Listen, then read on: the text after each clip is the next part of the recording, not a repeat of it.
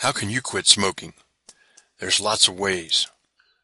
Nicotine patches, nicotine gum, nicotine spray, electronic cigarettes.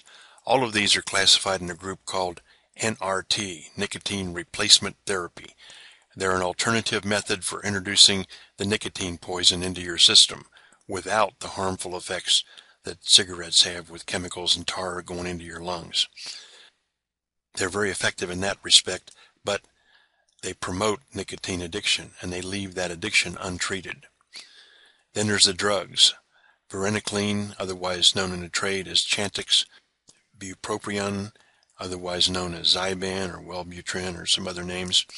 These are drug therapies, and they work on the brain's receptors to control your emotional ties and your physical ties to nicotine. There's a lot of risks involved in these drugs.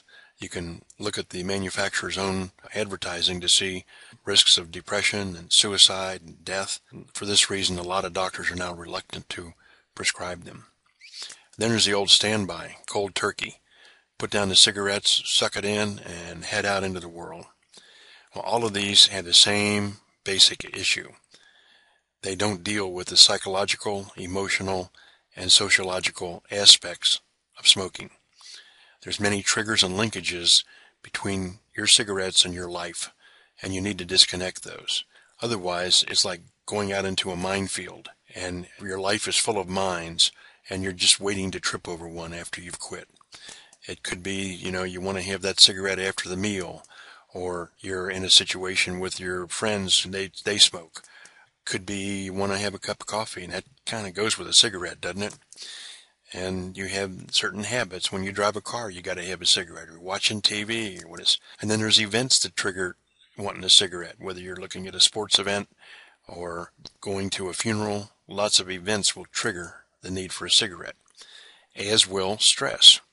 When you have a disagreement, when you have a big deal on the line at work, or when you have a stressful situation with your children. Lots of things will trigger the need for a cigarette.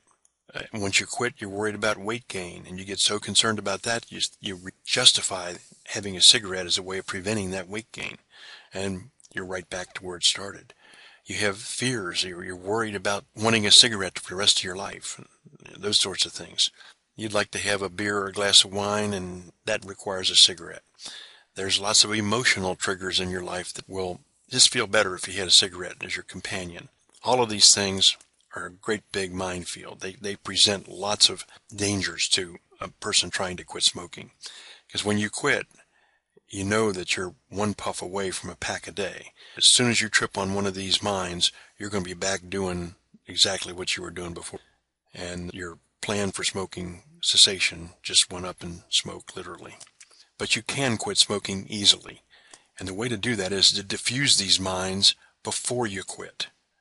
Before you ever think of putting down the cigarettes, go out and learn how to identify those triggers. Everybody's triggers are different. You have to learn what yours are, and how to disconnect the linkages and break the ties between cigarettes and your life.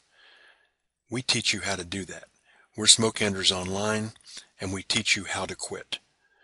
Find out more at www.smokeendersonline.com.